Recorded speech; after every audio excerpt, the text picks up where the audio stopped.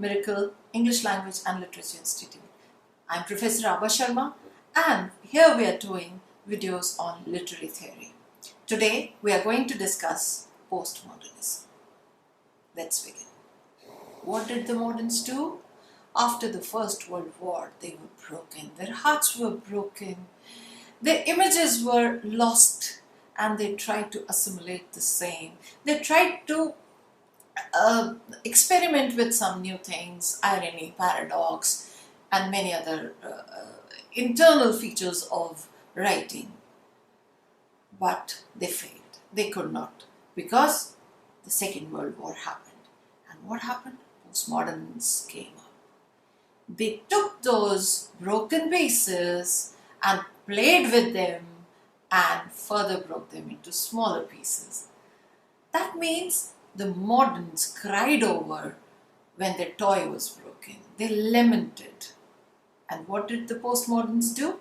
They took the broken toy and played with it, had fun, enjoyed. So the moderns, like James Joyce, Virginia Woolf, T.S. Eliot, Ezra Pound, were replaced by the postmoderns like Samuel Beckett, Harold Pinter, Aldous Huxley, and many others. There are many. Postmodernism flourished more in America and France rather than Britain. The human existence is clueless, purposeless, meaningless. The world wars have left the man so tormented that the life has become so horrendous. Man has no clue what to do.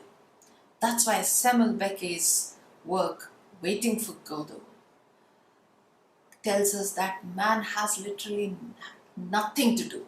The subtitle is also the same, nothing to be done.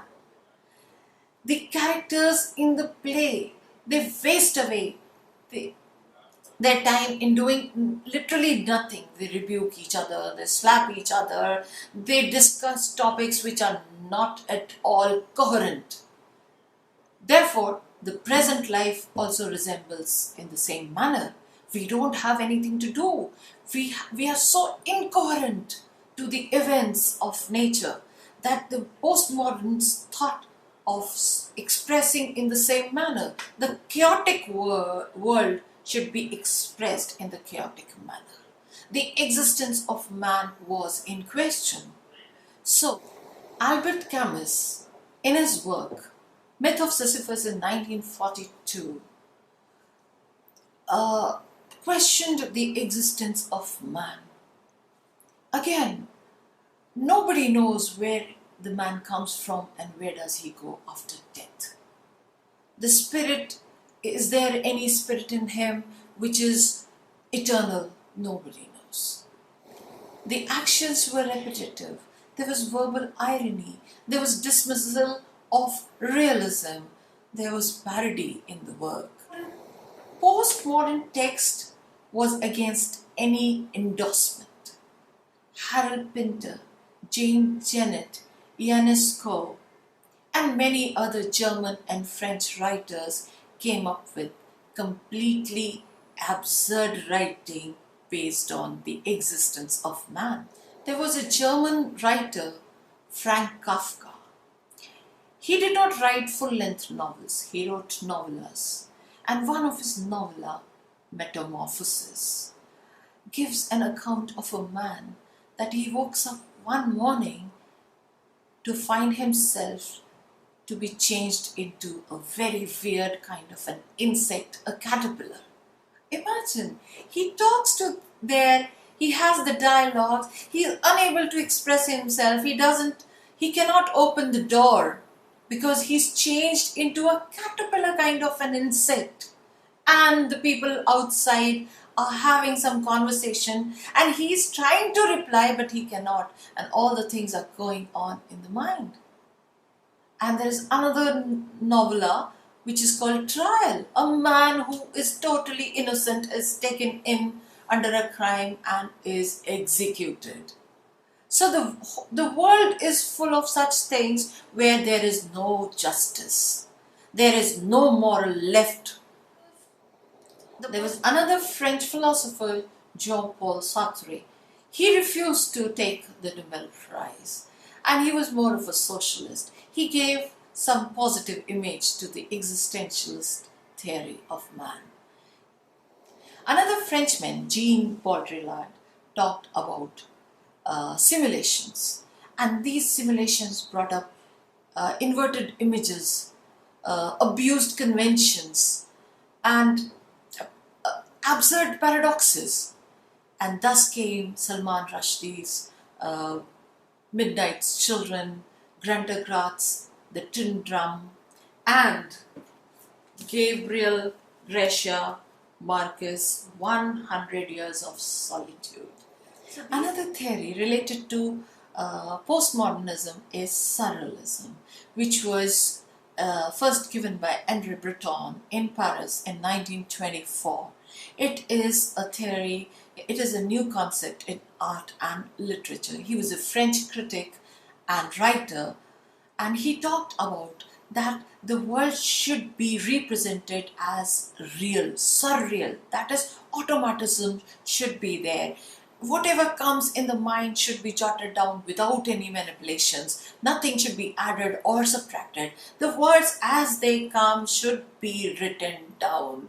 As the psyche, as the thinking, as whatever processes in the brain should be written down. There should be nothing artificially done. For postmoderns, no text was an island, like that of Duns. When Duns said no man was an island, man was interconnected with other men in the world. He could not exist alone. So he was not an island means he was not isolated, lonely.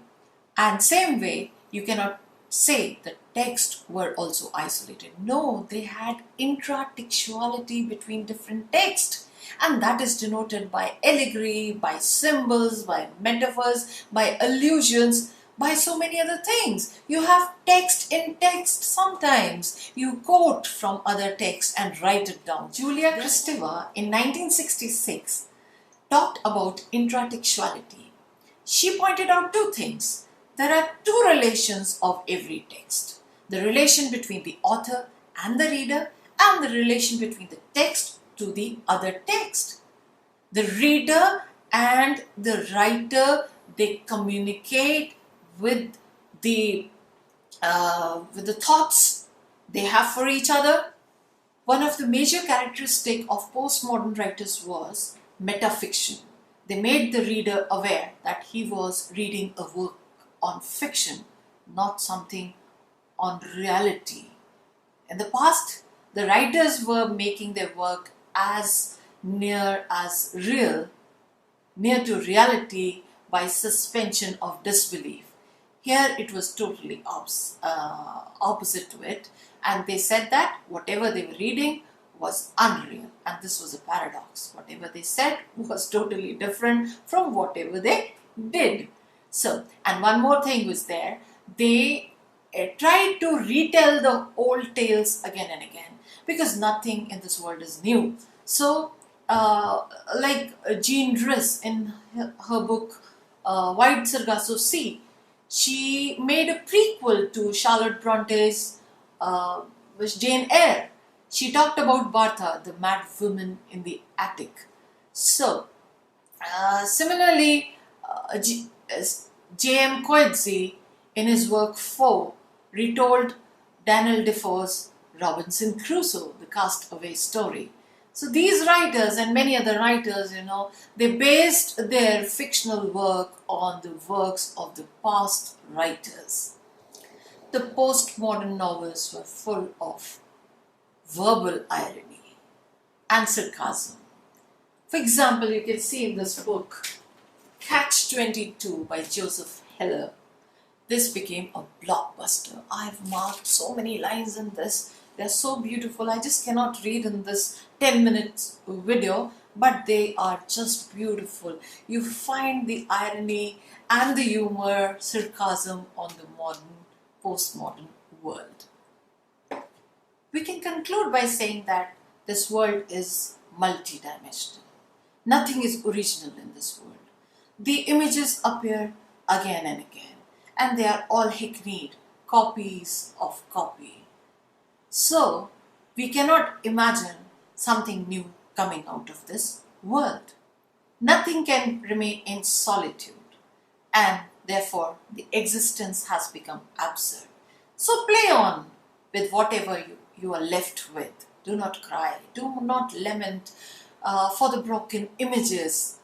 Just pick them up, parodize, mock with your verbal irony, have fun, and laugh like a madman. So we've finished up our discussion with postmodern. In our next video, we would be discussing post-structuralism and deconstruction. Do not forget to press the like button and also comment in the comment box. Also explore our website www.miraclewebstore.com. Till then, take care. Bye-bye. Thank you.